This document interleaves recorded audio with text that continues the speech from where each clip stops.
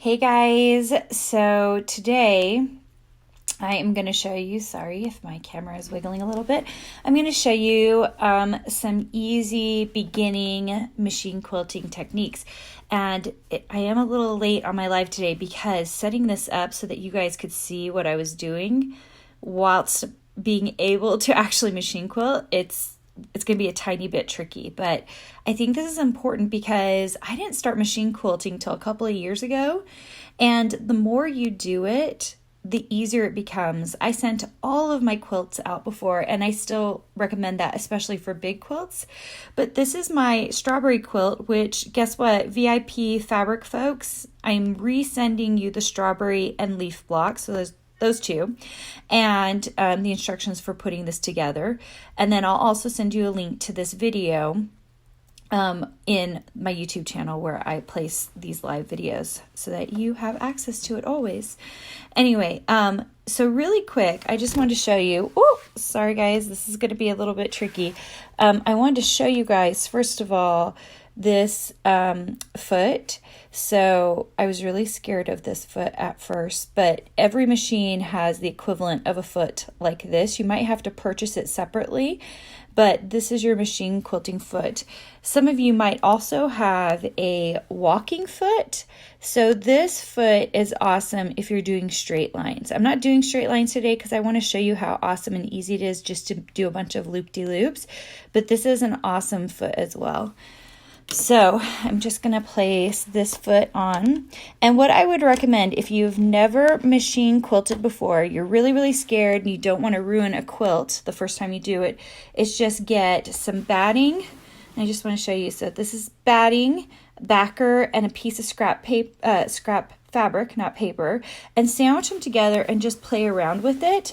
The one thing I will say about a small piece versus a big piece like this is that you don't have as much room, because I like to grab my entire fabric piece and just push it around, use my whole hands to work with it. Okay, now what I've done, you can see right here, is I have layered them together, I've pinned it, and then I have folded up the sides and started somewhere in the middle.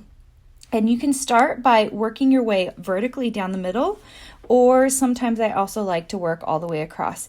Just because I'm showing you guys today, I'm probably only going to keep it to this area so you guys can see what I'm doing. My favorite is like doing some kind of loop because it's the easiest. So I'll usually bring my foot down to kind of get started, and I don't have a stitch regulator. So if you have a nicer machine than I do, then you'll have a stitch regulator, which is awesome. Okay, I'm going to put this down, and truth be told, I'm paying less attention to what's going on right here, and my first stitches are not going to be that good. That's okay. I'm not reversing it. All I'm going to do is start going. And what I'm going to start with, I like the loop-de-loops because they're safe. You don't have to worry about being perfect. As long as you're kind of far back on the quilt, you can see that it'll be okay. So I'm going to start running. And you can see how I'm just like kind of making a circle here and twirling a little bit with it, okay? Can you see I've kind of made an S with that? Okay, that's a good way to kind of get started. I'm just going to move this pin out of my way. And then what I'm going to do now, if you want to, so I should have put my needle down so that whenever it ends, it just like will stick in so your whole quilt doesn't move around like mine's been doing. So when I get to this point, you can keep doing this, but what I actually find is the easiest, if you've never done this before, is to do a loop and cross back over somewhere. Now you don't have to do a lot of them unless you're doing like pebble shapes, you know, if you're doing circles everywhere. Just do a couple of loops and a couple of like open stitches. So here I am looping it and then coming back around, okay? And you can see that I've just done a single loop there, so super duper easy. The point is that you are making it so that it looks random and you don't have to worry about doing, you can have mistakes, is the bottom line.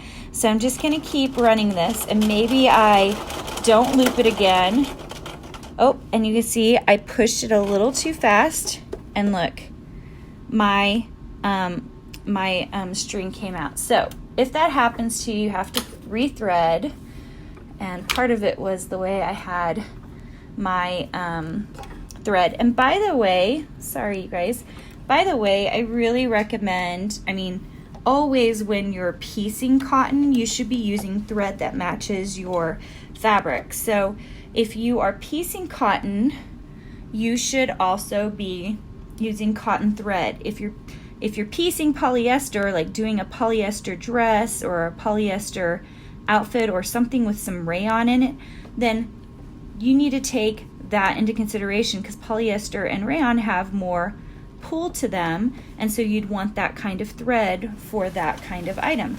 Okay, I pulled it out, and of course I do not have a pair of scissors on me. Hold on. I'm just trimming this off. So when you're doing loop-de-loops, the nice thing is you can just come back in wherever you started or ended, and you should be just fine. Now I need to pull this up. I'm kind of glad that happened so I could show you guys. So I'm going to start it kind of where the last one ended up. If you don't like where you ended up, you can start somewhere else. It's not that big of a deal. I think my hope in this video is to show you that this is not as scary as you've maybe made it out to be in your mind. And then you're just going to trim those extra bits off when you're done. Okay, so starting again.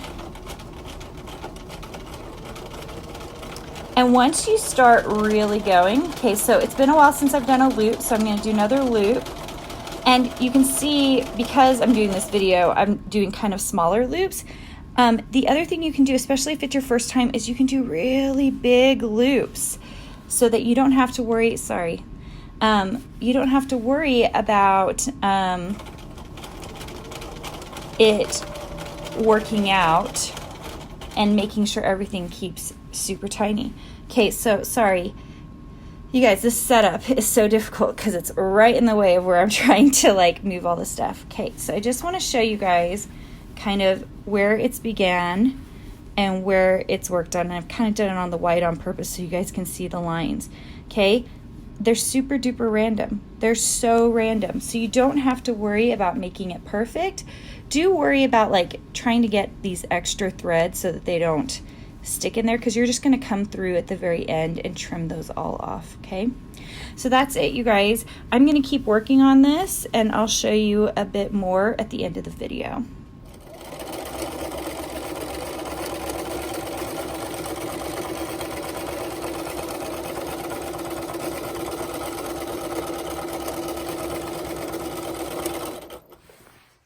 Okay, so I've machine quilted back a bit. So what I'm just gonna do is pull this out so I can show you kind of what's happening.